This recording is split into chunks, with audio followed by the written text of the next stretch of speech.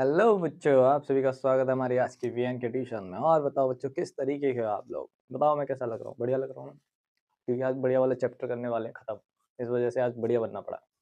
तो बच्चों आज हम अपने फॉर्म में आए पहले। तो बच्चों आज हम एक नया चैप्टर स्टार्ट करेंगे, उसका नाम क्या है? त्रिकोणमिति के क्वेश्चन प्रयोग। नया चैप्टर पुराना है, बस टॉपिक नया है। आज थ्योरेटिकल क्वेश्चन करने वाले हैं हम लोग। थ्योरेटिकल क्वेश्चन क्या करने वाले हैं? क्वेश्चन आपके सामने लिखा हुआ है, ठीक। इस क्वेश्चन को सॉल्व करने का तरीका सीखेंगे, ठीक। अब देखो, मैं सीधा क्वेश्चन पे आते हैं हम लोग। ये है, ठीक। अब क्वेश्चन क्या कह रहा है? क्वेश्चन पढ़ो। एक मीनार की ऊंचाई 20 मीटर है। सपोज कोई मीनार है बच्चों, ये मीनार है, इसकी जो ऊंचाई है वो कितनी है? 20 मीटर। क्लियर? जमीन पर बनने वाली छाया, जमीन पर बनने वाली इसकी छाया की लंबाई 2√3 20√3 मीटर है। जो इस मीनार की छाया बन रही है वो इस तरफ बन रही है बच्चों, 20√3 मीटर, ठीक।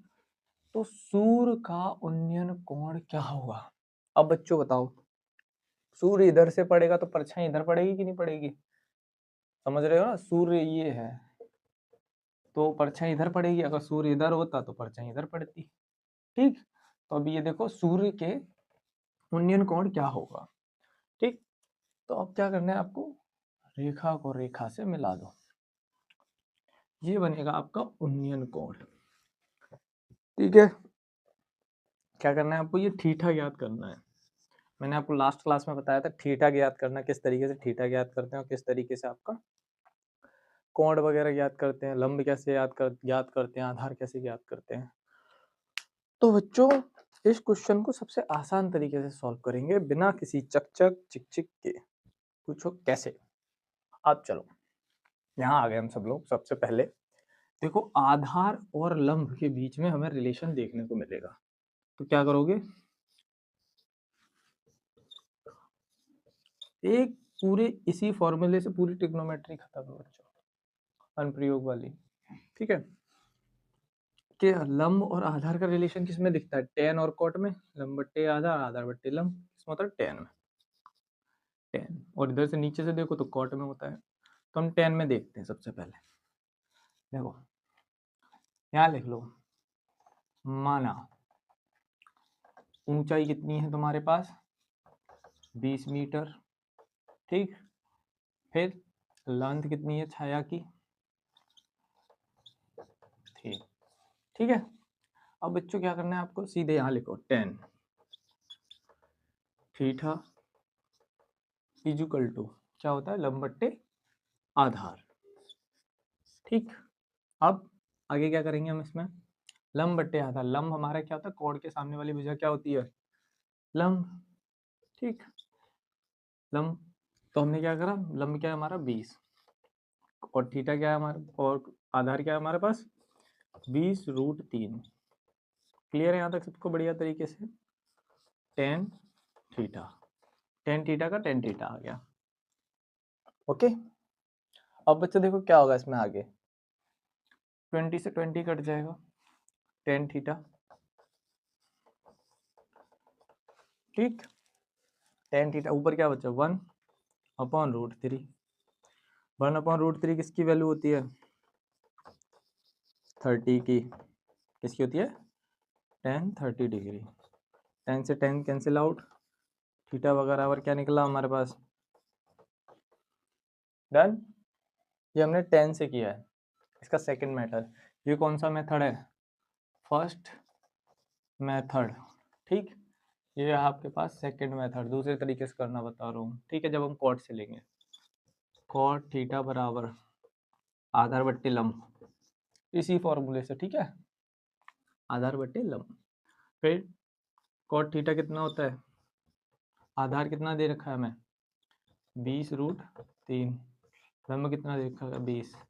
कैंसिल आउट कर दो, कॉट थीटा कितना बचा यहाँ पे? √3 बचा, 20 करिए, नीचे बचा √3 किसकी वैल्यू होती है कॉट के अंदर? कॉट थीटा 30 की वैल्यू होती है बच्चों, कॉट 30 डिग्री की। कॉट से कॉट कैंसिल आउट, थीटा आपका क्या बचा? था कुछ इस क्वेश्चन में? कुछ भी नहीं था। ठीक है, पैटर्न सीखो, पैटर्न। हाइट आपको दे रखी है, लेंथ आपको दे रखी है। ठीक, अब इसमें बना लो त्रिभुज। ये लंब, ये आपकी क्या होगी? लंब।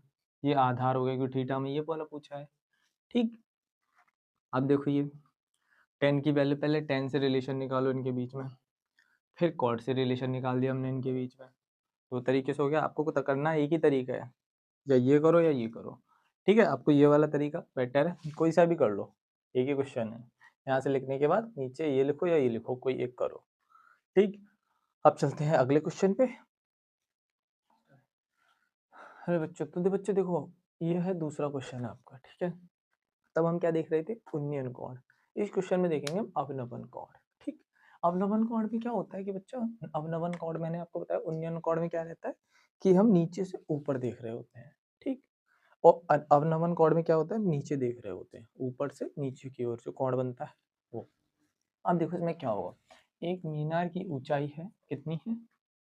12 सेंटीमीटर। कितनी है? 12 मीटर। ठीक, तो जमीन पर बनने वाली छाया की लंबाई ज्ञात करो। अवनवन कोण 60 है आपका, सॉरी यहाँ 60 लिखो, अवनवन कोण 60 अंश है।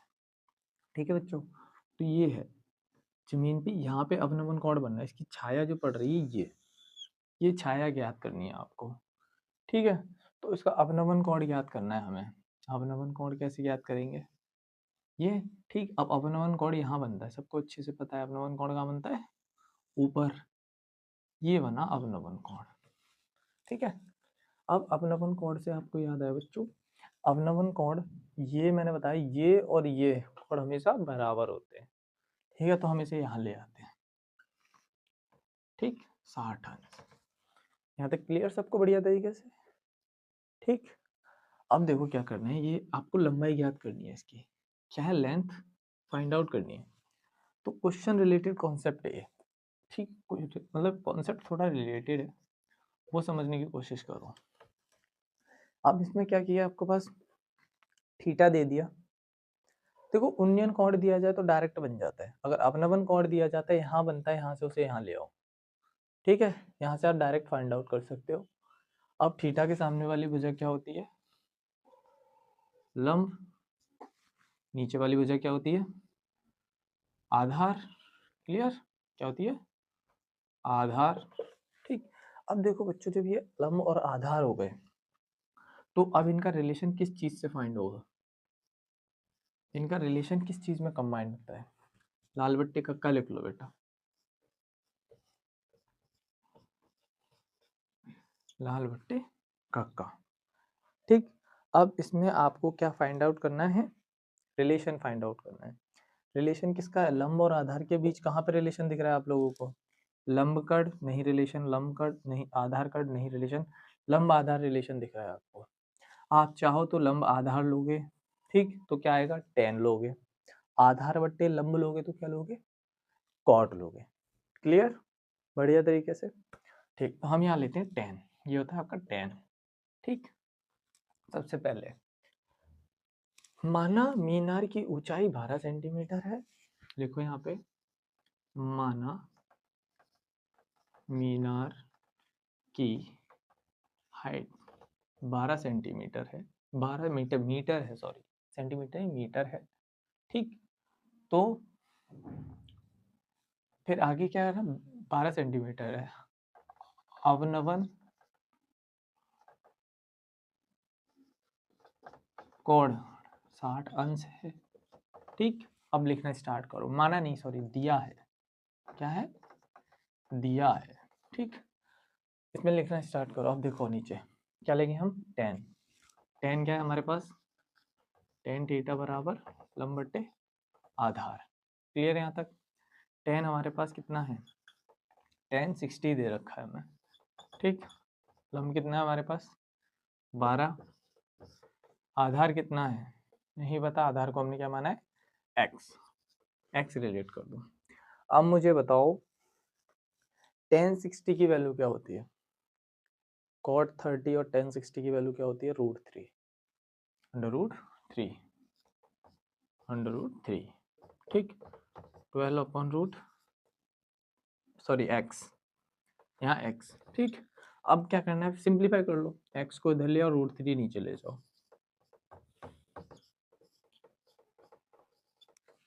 क्लियर यहाँ तक बढ़िया तरीके से?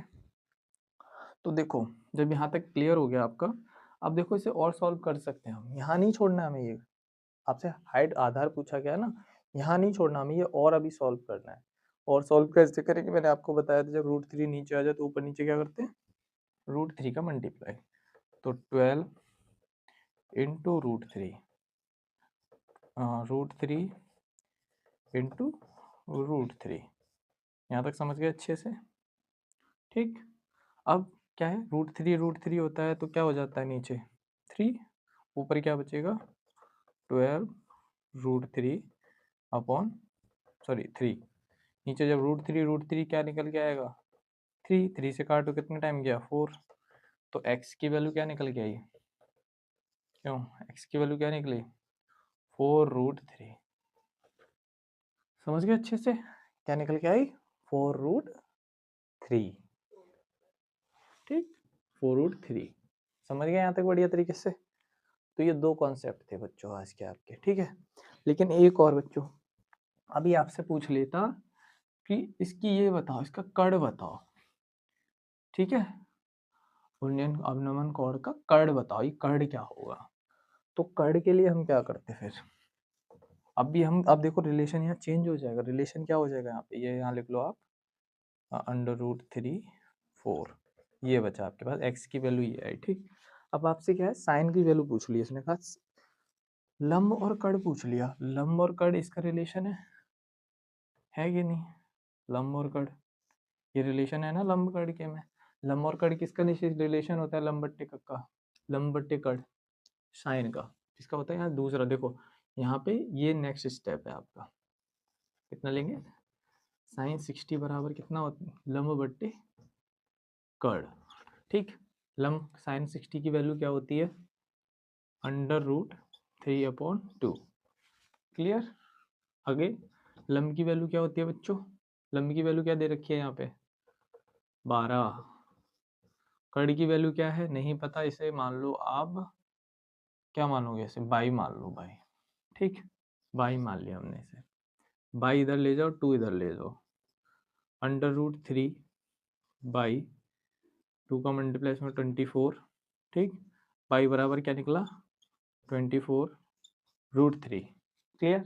अब देखो आगे क्या होगा इसमें, बाई हो गया हमारे पास, अब √3 के ऊपर नीचे मल्टीप्लाई कर दो इसमें, √3